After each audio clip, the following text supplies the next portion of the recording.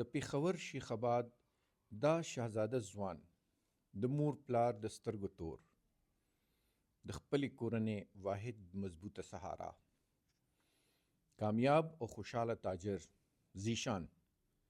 هغه ځوان چې په یو کال کې به 4-5 ځله چین ته د کاروبار دپاره تلو. امیدونه وو، ارمانونه وو، منصوبې وې، هر څه ژوندي وو، خو نن د یوې لحظې بې احتیاطۍ، اوور سپیډینګ او غلط ډرایوینګ او د همدې یوې غلطۍ په وجه زیشان د تیرو 11 کلونو راسې په کټ پورې تړلی پروت دی. نه پاسېدی شي، نه ګرځېدی شي، تر دې چې د خپل حاجت لپاره هم د پیمپر محتاج شوی دی. دې حادثې یوازې زیشان معذور نه کړو. د زیشان مور بیبي د زوی د غم نه ماته شوه او پلار یې د همدې صدمې له امله وفات شو. کاروبار یې ختم شو، کویدنې ماته شوه، وړوکې خور ته یې د شوګر بیماري ولګېده. ارمانونه، امیدونه او ټولې منصوبې ختمې شوې. دا یوازې د زیشان حادثه نه وه، دا یوازې یو غلط موړ نه و، دا د غلط ډرایوینګ دومره لوی قیمت و چې نه یوازې زیشان پرې معذور شو، بلکې د هغه ټوله کورنۍ په یو وار برباد شوه. د نفسا نفسۍ په دې دور کې د دې سفید پوشه کورنۍ بربادي ډیره دردناکه کیسه ده. نه حکومت وررسیږي، نه په معاشره کې احساس شته او نه دا سفید پوشه چاته لاس نیولی شي. یو څو منټه تیزي د ټولې کورنۍ د ټول عمر بربادي. دا بچی د تیرو 11 کالو نه معذوره شوی دی. تاسو یې اوس په دې ویل چیر کې ګورئ. 11 کاله مخکې دوی ترور زوی سره په ګاډي کې ناستو، د پبو نه را روانو او دوی اکسیډنټ وکړو. د ترور زوی پهله ځل ګاډي ته ناستو او هغه ډیر بې احتیاطه ډرایوینګ کولو. په دوی باندې ګاډي ووړېدو او په هغې کې د زیشان دا حال شو چې 11 کاله وشو، دی په کټ باندې پروت دی، دی خوځېدی نشي، ګرځېدی نشي، دا چې کوم ژوند دی هغه مفلوج شو. یوازې د ده ژوند مفلوج نه شو، د سره ټول کورنۍ د برباد شوه. مونږه اوس په دې موقع باندې زیشان ته خواستو کو چې بچی راشه، مونږ لږې خبرې وکړو او مونږ ته هغه کیسه ووایه په خپله باندې، په خپله ژبه، په خپله خوله چې دا څنګه وشوه. زیشان بچی السلام علیکم. زیشان بچی مونږ ته دا کیسه لږه ووایه چې دا څنګه دا اکسیډنټ څنګه وشو. دا تو دوی په منځ کې د ناستو ما او تو دوی ګاډي په پیل ځل چلولو. ترور زوی دی ګاډي په پیل ځل چلولو او مین جی ټي روډ ته لاړو ډرایوینګ یې. مین جی ټي روډ ته په بوتل تو نو اکسیډنټ مو په بوته تللی وی او د پبو نه واپس راتلی. پبو نه واپس راتلو او نو زه اوبو ته غورځېدلم. اکسیډنټ مو کو نو ګاډي راباندې وورېدو، چې ګاډي وورېدو نو زه اوبو ته غورځېدم. ګاډي اوبو ته وغورځېدو نو دا ګاډي تیز چلولو، ګاډي تیز چلولو، ګاډي تیز چلولو. پهله ظلم ورته ناستو او 86 سپیډ باندې روانو. 86 سپیډ باندې روانو، پهله ځل ګاډي ته ناستو. ښه تاسو اوس چې دی نو دې نه مخکې دا خبره وکړله چې ستاسو د ترور هغه زوی چې دی د هغې نه پس بیا ډرایوینګ ته نه دی ناست، د دې 11 کاله وشو، هغه خو چې دی بد شو، هغه ته خو دونه نقصان ونه شو په هغې کې. خو ما ویل خو چې دا زما یو لاس په مچو نو زه هم بېغمه شوم، خو یو لاس په 2000 کال کې به زه سم شوم. تا ته هغه وخت یاد دی چې څه وخت دا اکسیډنټ وشو؟ ما ته اکسیډنټ نه پس پیله یاد نه دي او دا ما ته یاد نه دي چې مونږ تلو او راتلو. ما ته هم ویل چې راغې نو ستا مونږ سره جنګ وکړو او لاړې. ها تا ته دام یاد نه دي چې تاسو نه. تلې او کراتلې د هغه وخت هیڅ هم ما درته نه ته دي هېڅ یاد هم یاد نه دي. په هغه ګاډي کې هغه ناست هم د نه هېره شوې ده ما ته کسان هم نه دي یاد چې څومره کسان ناست وو. ها پنځه ستاسو هغه یاداست چې کوم دي نو بالکل ختم شوي دي هغه بیخي ختم شوی دی. پنځه کسان مونږ ناست وو. ها جمالو ماته وویل. ستا ورور درته وویلې ماته تا ته خپله یاد نه دي ما ته یاد نه دي. ها پنځو کسانو کې ما ته صرف زما د ورور ما ته وویلې چې پنځه کسان دي او نو ما ته هېڅ هم یاد نه دي چې څه چلو او څه چل نو. ها نو تا څونه وخت کې ته خو بېهوش هم څه پروت وې تا ته هغه م ووایه چې ته څو زه اووه میاشتې بېهوش وم. اووه میاشتې بېهوشه وې تا ته پته نه وه ما ته هېڅ هم پته نه وه. ها اووه میاشتې ما سره څه کېدل څه شوي وو او څه نه کېدل ها هغه ټول الله ته علم دی. ها ښه دا راته اوس ووایه چې ستا څونه کاله وشو په کټ باندې ته پروت یې او په څه حال کې پروت یې زه تقریبا یعنې اووه میاشتې خو بېهوش وم او او نو خو یولس کاله موږ شو چې په کټ یم. 11 کاله وشو په کټ پروت یې ها نو څنګه ستا دا وخت څنګه تېرېږي یا نو بس یو حساب له مرګ دی نو مرګ دی. مرګ هم چې راشي نو دا سړی د کور والا یو دوه یعنې کور والا یو حساب سره غم یې پرځي خو هغه ډېر ملوټ غم خو پرده نه وي. ها ستا مطلب دا دی چې مرګ راشي نو څو کاله کې هغه بس لږ صبر شي لږ صبر شي او ستا دا ژوند چې دی نو دا خو هره لمحه مرګ دی دا زما ما دپاره خو مرګ دی زما کور والا دپاره مرګ دی. ها ښه دا اوس په خبرو کې تا ویلې چې یاره ته د خپلې کورنۍ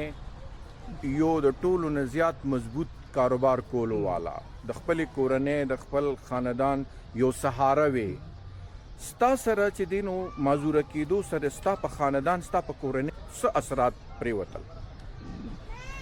یا ما ته زما کورنۍ ډېره متاثره شوه. ډېره متاثره شو ستا مثلا څه وشو مثلا ستا کاروبار څه شو زما کاروبار لاړو ختم شو. ها تا به څه کاروبار کولو ما موبایل اکسسریز کار کولو. موبایل اکسسریز کار دی کولو نو ټوله پیسه په ما لګېده. کوم ځای نه به د موبایل اکسسریز راوړله د چین نه به مې چین نه به ته به چین ته تلې راتلې ها. مرتبه چین ته تللی 11 ځله چین ته تلې ښه ستا کاروبار هم ختم شو او ستا د دې غمه ستا پلار هم چې نو وی وفات شو زما والد صاحب وفات شو زما کاروبار ختم شو ښه او او ستا کویدن هم ختمه شوه زما رشته هم کویدن هغې جنۍ واده وکړو جینۍ واده وکړو ښه مطلب دا دی چې ستا ټوله کورنۍ تباه شوه زما یو شي تباه شو. دا د څه د وجې دا د بې احتیاطۍ د وجې اوس دې وخت کې زمونږ دا پروګرام کولو مطلب هم دا دی چې مونږ دې بچو ته دا پیغام ورسو دا خبره ورته ورسو چې ښکلي بچو تاسو وګورئ د دې ښکلي ځوان او د ده دا څه حال شو د بې احتیاطۍ د وجې نه په ډرایوینګ کې غلط ډرایوینګ کول تیز ډرایوینګ کول هغې سره صرف زیشان معذوره نه شو د ده ټوله کورنۍ ورسره تباه شوه. اوس زمونږ بچي چې دي په دې خبره باندې نه پوهېږي دوی چې کله موټر سایکل ته وخیږي نو موټر سایکل لکه چې هلیکاپټر ته جوړ کړي او الوزوي یې دوی چې موټر ته کینی نو موټر الوزوي نو د الله بندګانو تاسو ته د دې خبرې لږ احساس پکار دی چې تاسو اکسیډنټ سره به صرف تاسو متاثره کیږئ نه تاسو معذوره کیږئ نه کورنۍ ټوله متاثره ها او تاسو ټوله کورنۍ به ورسره برباد شي. نو دې وخت کې مونږ د خپلو بچو ته د ځوانانو ته ډېر په عاجزۍ باندې دا خواست کوو دا د دې خبرې خواست کوو ورته چې تاسو د ځوانۍ دا چې کم جوش دی نو دا تاسو په محنت کې استعمال کړئ تاسو محنت وکړئ مشقت وکړئ تاسو خپل ژوند جوړ کړئ تاسو دین جوړ کړئ دین جوړ کړئ دا وخت او تاسو خو یوازې نه یې تاسو خو د خپل مور پلار سهاره یې د خپلو خویندو ورونو سهاره یې د خپل خاندان سهاره یې. زیشان بچي نور ستا دا وخت چې دی په دې هکله ماته ووایه چې مخکې خو بدله چې تا سره پیسه وه ته به چین تتلې دا راتلې چې- ډېر خلک بدل تلل راتلل اوس څه حال دی نه نو چې ما ته ګوره پیسه وه چین تلتم راتلم او نو ما ته ټول ملاوزات به ټول ملګري سلامونه به یې کول سلامونه به یې کول ملګري رشته داران عزیزان ټول به راته بچیه څنګه اوس تپوس کولو څوک نشته تپوس کولو والا څوک نشته هېڅوک نشته څونه وخت شو چې څوک دلته تپوس له نه دي راغلی تقریبا 2 کاله خو شو 2-3 کاله وشو او اوس د کور نه بهر تا وختي ویلې چې څونه 2 وخت پس کاله په وته 2 کاله پس ته د کور نه راووتې تا ته اوس دا بهر خلک څنګه لګي دا فضا ته څنګه لګي د وخت کې خزیشان اوس یو بله پوښتنه تا نه کومه چې که فرض کا ته په دې لاس او خپو باندې روغ وې په ذهن باندې روغ وې او ډېر غریب وې د یو وخت وې او د بل وخت نه وې روټۍ نو په هغې کې به تا څنګه ژوند تېرولو یا تو باندې خوشحاله به وې ګازېدم خو بسې کا زیشان وی چې که چېرې زه غریب وې او ما سره د خوراک څښاک هم څه نه وې خو چې زه جسماني طور باندې روغ وې چې زه ګرځېدې چې ما د یو روغ انسان په حیثیت باندې ژوند تېرولی شوې نو ما به شکر کولو تاسو وګورئ عزتمندو که تاسو په لاس او خپو باندې روغ یې که تاسو ذهن روغ دی که ستاسو څه معذوري نشته او که څه مالی مشکلات دي بېروزګاري ده نو په دې حال کې هم چې ده نو تاسو شکر کولی شئ تاسو د الله شکر کولی شئ راشئ د زیشان حالت وګورئ چې زیشان د 11 کالو نه په کټ باندې پروت دی دی د هرې خبرې لپاره محتاج دی زیشان ته څه وی چې دا تا وختي یو خبره کوله چې ته په دې ژوند کې څونه تنګ یې څونه خفه یې دونك ډېر زیات خفه یم زه یم چې بس ما شم نو بس بېغمه بشم ها دا خبره وورئ عزتمندو زیشان وی دونه ښکلی ځوان 13 کاله عمر 22 کاله عمر او په دې کې دی وی چې که زه مړ شم نو زه به دمه شم او بل خبره دا ده چې زمونږ یقینونه کمزوري دي زمونږ ایمان کمزوري دی یعنې هغه بل ژوند د دې نه ښایسته دی چې دلته مونږ ته په دې دنیا کې الله پاک دونه ډېرې مهربانیانې دي دونه ښکلې د انسان په حیثیت یې پیدا کړو هغه مونږ د سپي په حیثیت هم دې دنیا ته رالیږلی شو د پیشو د منګک په حیثیت هم د ماشي د مچ په حیثیت هم د مار لړم په حیثیت هم مونږ یې دلته ښایسته انسانانو په حیثیت باندې پیدا کړو نو یوازې دا خبره هم ډېره لویه لاټري ده زمونږه دا یو ډېر لوی انعام دی چې مونږه ژوندي یو دا ساه ښکته پورته کېږي نو دې وخت کې مونږ دپاره د زیشان دا ژوند ډېر سبق دی په دې کې چې مونږ که هر حال دی په هر حال کې مونږ شکر ویستی شو د الله او الله خپل الله ځان نه راضي کوو چې کله څوک شکر وباسي نو د هغه ته الله پاک اسانیانې ورکوي او چې کله څوک دا شکر یې خفه وي په خپل ژوند کې نو د هغه امتحان نور هم وخت سره زیاتېږي نو زیشان بچي زمونږ ستا دپاره دعا ده ستا دپاره چې الله دې بیا روغ جوړ کړه الله دې بیا هغسې ژوندی کړه